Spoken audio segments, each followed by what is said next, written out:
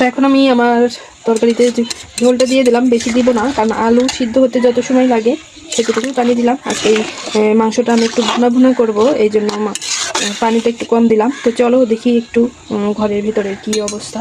এটা আপাতত এখানে রান্না হোক, রান্না হতে থাক, রেখে দিই। তো চলো বন্ধুরা, এখন দেখি ঘরের কি অবস্থা। আর এদিকে তো বাবা ছেলে নামাজে চলে গেছে, নামাজ পড়তে গেছে বাবা ছেলে। আর এই দেখো বন্ধুরা আমার ঘরের কি অবস্থা, এখনো কিন্তু আমার বিছানা ওইভাবে গোছানো হয় নাই, কাপড় চুপড় সারা সিটা পড়ে আছে। এখন এগুলো আমার সব গোছাতে হবে, আর বাবা ছেলে আসার আগেই আমি গোসল টুসল সব সেরে নিব। তো রান্না আমার কেমন হচ্ছে অবশ্যই সবাই একটু কমেন্ট করে জানাবেন। আমি যেটুকু জানি ওইটুকুই আপনাদের সঙ্গে একটু শেয়ার করার চেষ্টা করতেছি। আজকে বাইরের ওয়েদারটা কেমন জানি একটু ঠান্ডা ঠান্ডা বাতাস চলতেছে।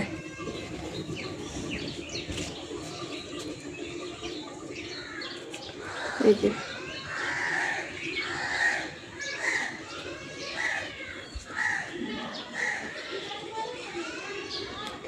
বাতাস চলতেছে বাইরে।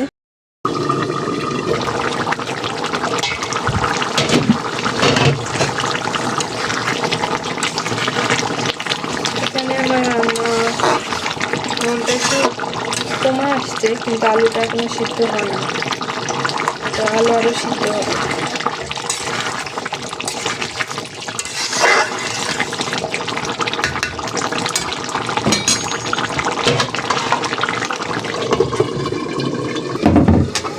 এখন আমি বাসনগুলো সব মেখে নেবো বন্ধুরা। আর একটু বাসন টাসন সব এগুলো অনেক বাসন আছে, মেখে পরিষ্কার করে নেবো।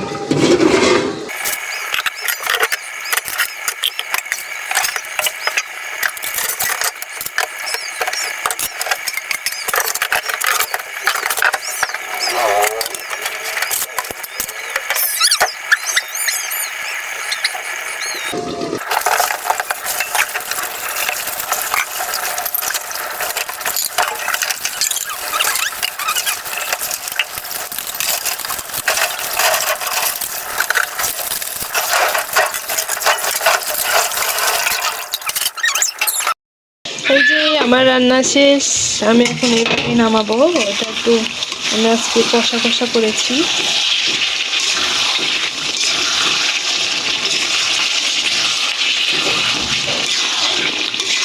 এইভাবে আর বেশি শুকাবো না, এরকমই করবো।